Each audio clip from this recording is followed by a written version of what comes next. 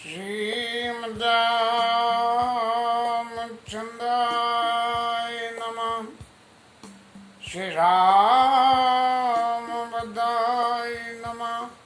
श्री सीतारामाय नमः। सांझ जाने दस कंदरा भवन गयो बिलखाय और मंदोदरी रावनई बहुरी कहा समझाए। कल तो नेटवर्क की वजह से कथा अपलोड ही नहीं हो पाई। मन फिर मिला के देखते हैं कि क्या होता है, अपलोड होती है कि नहीं होती है। कथा विश्राम में अंगद महाराज ने रावण के मद को मत करके और वापस चले गए हैं और मंदोदरी रावण को अब ये चौथी दफे ये समझा के कह रही है कि महाराज आप समझो तो सही, आप क्या करने जा रहे हो और क्या कर रहे हो, आपकी समझ में कितना फर्क है। और कंत समुझ मन तजऊ कुमति ही, अब प्रत्यक्ष रूप से कहने लगी। पहले तो समझा रही थी, अब कह रही है कि अपनी कुमति को छोड़ दो। और सो न तुम्हें समर रघुपति, अब तक तो कह रही थी उनका बल इतना है और आपका बल जुगनू के बराबर है, लेकिन अब वो कह रही है कि तुम्हें और उनके बीच में बिल्कुल शोभा ही नहीं देता है ये युद्ध। कहाँ राजा भोज का गंगू तेली वाली हिसाब हो गया। इसलिए क्या करो कि रामानुजा लगो रेक खचाई और सो नहीं नांगे यह प्रभुताई। कि उनके छोटे भाई ने एक छोटी सी लाइन खींच दी थी तो रावण महाराज तुम पे बहुत तक तो लगी नहीं। और पिय तुम ताई जितब संग्रामा और जाके दूत केर असकामा।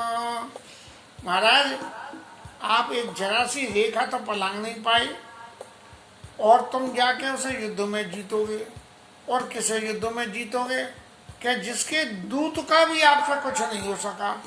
क्यों कि वो दूत पूरे तुम्हारे समुद्र को जो सेफ मान के तुमने लंका बसाई थी उसको लांग के आ गया और बिल्कुल असंग होके उसे बिना किसी की चिंता के और लंका में घुस आया, रक्षकों को मारा और अक्षय कुमार को भी मार दिया। तुम्हारे देखते ही देखते एक ही झटके में सबकी सफाई कर दी उनने।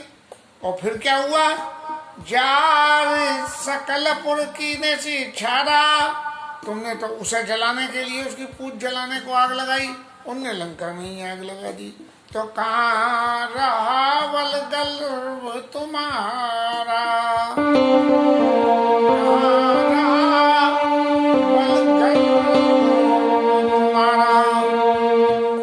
जब उसने लंका जला दी तब तुम्हारा गर्व कहाँ गया। अरे तुम तो इतने बली थे कि दसों मुंह से जोर जोर से लंबी लंबी फूंक मारते तो भी आग बुझ जाती, लेकिन कहाँ गया तुम्हारा बल। पति रघुपति ही अंतर केता, पति रघुपति नृपति जनिमानो और अग जगन्नाथ अतुल बल ज्ञानो। तुम्हें और राम जी में कितना फर्क है कि तुम तो उन्हें मनुष्य समझ रहे हो, लेकिन वो मनुष्य नहीं है। आगे जगन्नाथ, जग के नाथ है और अत्यंत बल है, इसके बल की कोई शुमारी नहीं है। और बाण प्रताप जान मारीचा और तासुपा नहीं मान नीचा। आपकी प्रवृत्ति इतनी स्पष्ट रूप से मंदोदरी ने कह दी कि मारीच ने ये कही कि बिना फल का एक बाण मारा था, उससे तो ये दुर्गति हुई। जो अगर फल का बाण मार देता तो क्या होता? तो तासुका नहीं माने सी नीचा, उसकी कहने की भी बात नहीं मानी।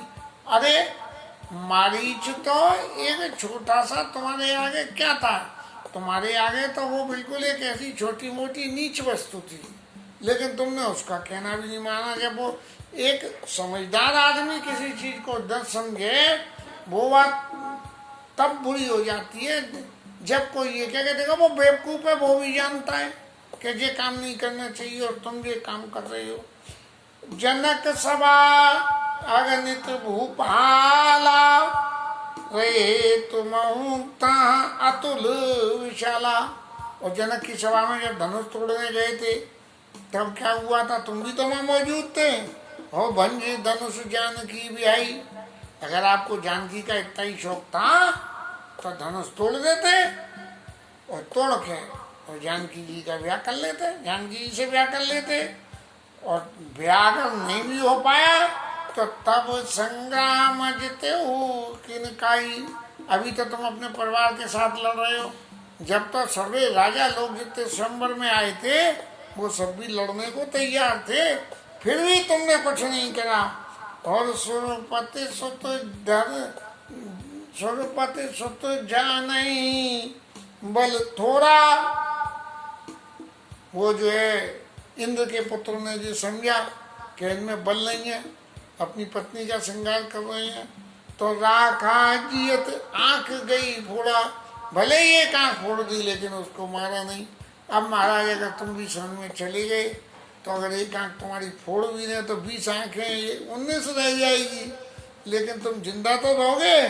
और फिर तुमने शूर्पणखा की गति देखी तब भी तुम्हारे हृदय में कोई एक पैसे भर भी ये शर्म नहीं आई कि भाई हमारी बहन के नाक कान कट गए।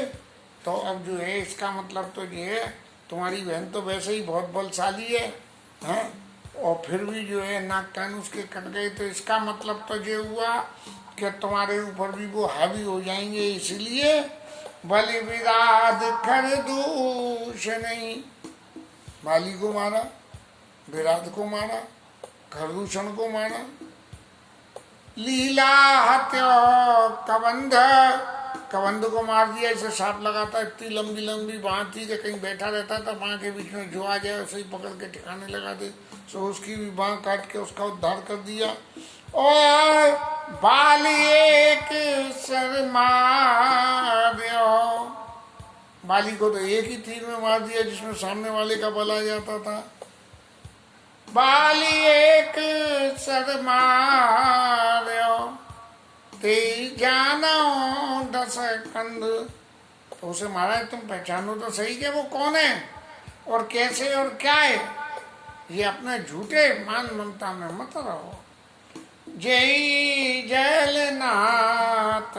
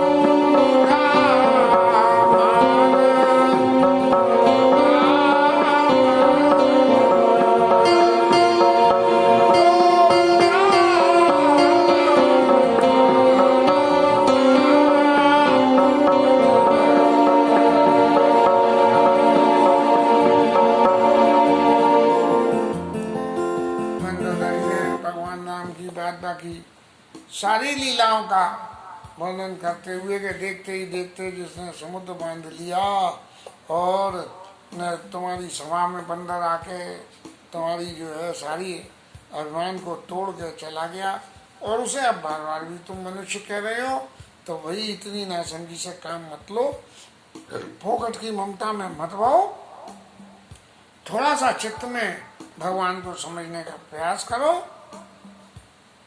और अब जो मतलब कि इतने सारे उदाहरण देने की जो बात मैंने आपसे कही है, इसका निचोड़ क्या है? इसका निचोड़ है अहाई कंत कत राम विरोधा और काल विवश मन उपज न बोधा। जो आपके चित्त में राम का विरोध करने की प्रक्रिया शुरू हुई है, वो इसलिए हुई है कि अब आपका काल निकट में आ गया है। काल दंड गई काऊ न मारा, हराई धर्म बल बुद्धि विचारा। काल ने कभी अपने हाथ में तलवार लेके नहीं काटा है, लेकिन उसकी धर्म बुद्धि और बल का हरण कर लेता है। आपकी बुद्धि हरण कर ली है, आपका धर्म हरण कर लिया है, बल अभी आपके पास है, सो बल जो है राम जी ठिकाने लगा देंगे। हे निकट काल जब आवई जाय, ते ब्रह्म होई तुम्हारी नाई। और आप एक बात और सुन लो कि जब जिस व्यक्ति के अंत समय जीवन में आ जाता है, तो जैसे आपको भ्रम हो रहा है, ऐसा भ्रम उसको हो जाता है। इसलिए आप मेरी बात मान लो और विरोध राम जी से छोड़ दो। उसने ये नहीं कहा कि इस वक्त अब ये नहीं कहा कि आप जानकी को दे आओ, ये नहीं कहा उसने। और उसने ये कहा कि राम जी से विरोध को छोड़ दो। अब दुई सुत मरे उदयपुर अजय पूर पिय दे, कृपा सिंधु रघुनाथ बजनाथ विमल जस ले। दो तो पुत्र मर गए और तुम्हारी लंका में आग लग गई, अब भी समझ लो। और नाथ कृपा सिंधु रघुनाथ भजी नाथ विमल जस ले। ऐसे दया के निदान भगवान राम को जो है तुम जो है उनका भजन करके और इस संसार में यश को प्राप्त कर लो। हालांकि यश तो तुम्हारा मरने से भी हो गया, लेकिन मरने से यश के संग में कुयश जुड़ गया, और अगर उनका भजन करते तो सुयश होता। ये फर्क है। ऐसा करके बहुत कुछ समझाया, और समझाने के बाद में भी रावण भगवान तो बिल्कुल माने ही नहीं, और जाके अपने जो है राज सिंहासन पर बैठ गए। और भगवान राम ने फिर लीला का स्वरूप सीन बदल लिया है कि भगवान राम ने अंगद को बुला के पूछा है, और भगवान पूछ रहे हैं अंगद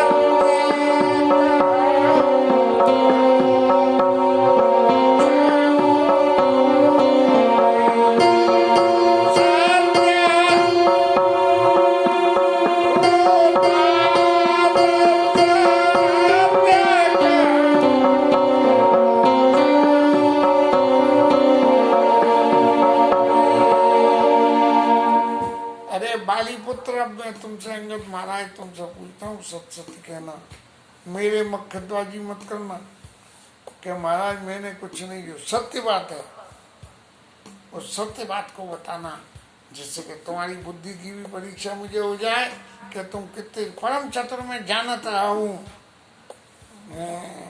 भगवान राम ने पहले ही कही दी है, परम चतुर जानता हूँ, काज मारता सोई तो करे बत कही सोई। ये समझा के जब मैंने तुम्हें भेजा था इसलिए अपनी चतुरता से मेरे ऊपर मक्खन मत लगाना। जो सत्य बात हो, तो भगवान राम सदा सत्य बोलते हैं, लेकिन फिर भी भगवान के सेवक हैं, वो तो सब भगवान की मक्खनबाजी करते हैं। इसलिए भगवान कह रहे हैं जो सत्य बात हो वो बताना। और जात रावण जात दान कुल टीका, भुजबल अतुल जासु जग लीका। ऐसे बलवान रावण का, जिसकी भुजाओं का बल पूरे संसार में, तासु मुकुट तुम चारी चलाए, कहु तात कबनी विधि पाए। अरे अंगद महाराज, तुमने क्या रावण के मुकुट से उखाड़ लिए? तुम्हें मिले कैसे? ये बड़े ताज्जुब की बात है।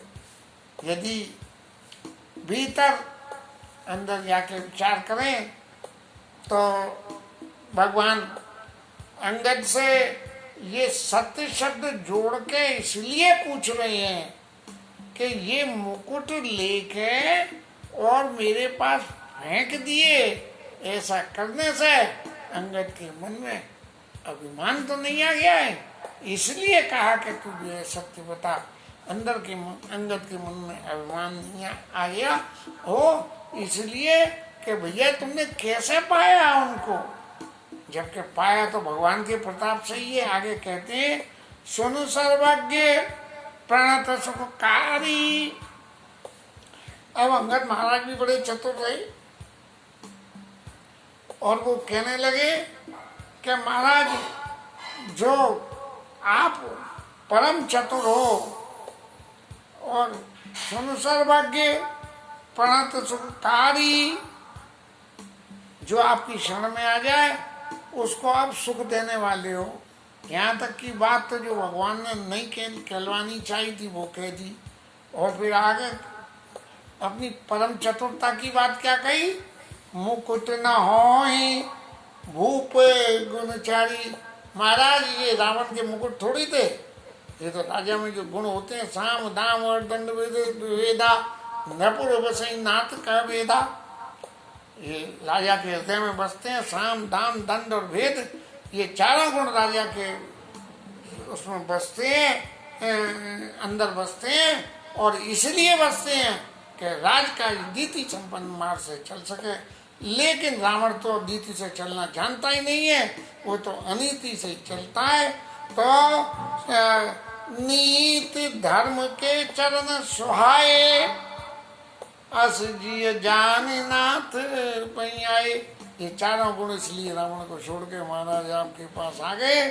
और इस बात को सुन के एक बात और, धर्महीन प्रभु पद विमुख, आपके पदों से विमुख है और धर्म से हीन है। काल विवश दस शीश, महाराज अब आप तो ये समझ लो कि उसकी मौत आ गई है। कैसे? तेई परि हरि गुण आए, सुनो कौशलाधीश। इसलिए उसको छोड़ के ये चारों गुण आ गए हैं। और जो आदमी राजा है और जिसके अंदर में साम दाम समझाने की सामर्थ्य नहीं हो, पैसा से मदद करने की सामर्थ्य नहीं हो, दंड देने की सामर्थ्य नहीं हो और भेद करके राज्य का हित करने की सामर्थ्य नहीं हो, जिसमें नहीं हो तो उसकी तो मौत ही निश्चित है। परम चतुरता सब न सुनी, बिया से राम उदार, और समाचार सब पुन कहे, गढ़ के बाली कुमार। और ऐसा कह के भगवान राम हंस दिए। जिस बात का जवाब मुझे चाहिए था वो अंगद महाराज, मुझे तो जवाब मिल गया कि इतनी बड़ी क्रिया होने के बावजूद भी तुम्हारे मन में किंचित भी अभिमान नहीं है और मेरे प्रताप को हृदय में रख के तुमने सब काम किया है, इसीलिए मैंने तुम्हारी सब तरह से उस काम में मदद करी है। और जब सभी समाचार को पाया, पाके फिर भगवान ने ये कहा, रिपु के समाचार सब पाए, राम सचिव तो निकट बुलाए अपने जो मंत्रियों को, सुग्रीव विभीषण सबको बुला के ये कहा कि भैया आप जो और जो कुछ करने का काम था वो तो सब हो गया। अब तो अंगद ने भी कह दी कि उसकी मौत निश्चित है, इसका मतलब मरेगा तो जब भी जब कोई मारने वाला होगा, तो इसलिए अब हमें उसे मारने के लिए ही चलना है। तो मारने के लिए चलना है तो कैसे यात्रा प्रारंभ करी जाए कि भैया जी लंका के 4 दरवाजे हैं, हम एक दरवाजे से लड़ने गए और दूसरे दरवाजे से वो बाहर निकल आकर पीछे से घेर लिया तो दिक्कत हो जाएगी। इसलिए युद्ध कैसे करना चाहिए, तो सबों ने यही कहा कि एक संग मिलकर चारों दरवाजे से 4 टुकड़े बना के और कर दो।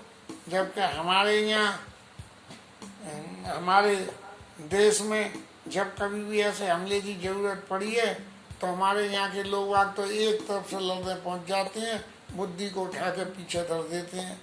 ये नहीं कि जिसका काम तमाम करना है उस पर एक ही बार में चारों तरफ से कर दे, जिससे कि काम खत्म हो और फिर रोते रहते हैं दुनिया भर की बातों को। खैर जो भी है वो राजनीति की बातें। तब भगवान ने सबको समझा के कही कि भाई अब जो कुछ होना है वो तो हो गया, ये लंका का दुर्ग इतना आसान नहीं है जीतना, इसीलिए सब बंदर भालू अपने मन को खूब पक्का करके और लड़ने के लिए तैयार हो जाओ। और तैयार होने के लिए एक संग 4 दरवाजों के 4 सेनापति बना के सेना के 4 टुकड़े करके चारों तरफ से हमला कर दिया।